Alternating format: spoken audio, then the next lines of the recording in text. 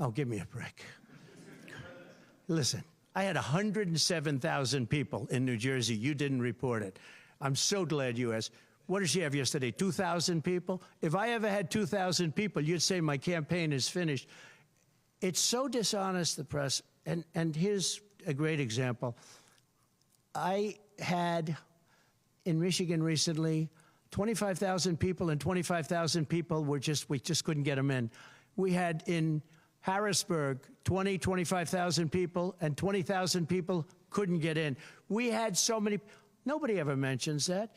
When she gets 1,500 people, and I saw it yesterday on ABC, which they said, oh, the crowd was so big. I have 10 times, 20 times, 30 times the crowd size. And no, they never say the crowd was big. That's why I'm always saying turn around the cameras. I'm so glad you asked that. I think it's so terrible when you say, well, she has 1,500 people, 1,000 people, and they talk about, oh, the enthusiasm. Let me tell you, we have the enthusiasm. The Republican Party, and me as a candidate, but the Republican Party has the enthusiasm because people want to see crime stopped. They want to see a country that's respected. Think of it. If I were president, you wouldn't have Russia and Ukraine, where it never happened. Zero chance. You wouldn't have had October 7th of Israel. You wouldn't have the horrible withdrawal. And I don't mean the withdrawal, because the withdrawal was fine. I was ready to withdraw from Afghanistan, and we were going to do it with dignity and strength.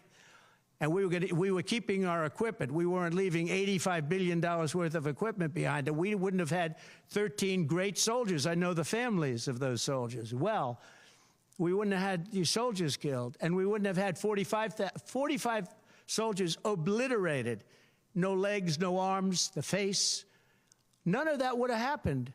And you wouldn't have had inflation. You wouldn't have had any inflation, because inflation was caused by their bad energy problems. Now they've gone back to the Trump thing because they need the votes. I don't know if you know, they're drilling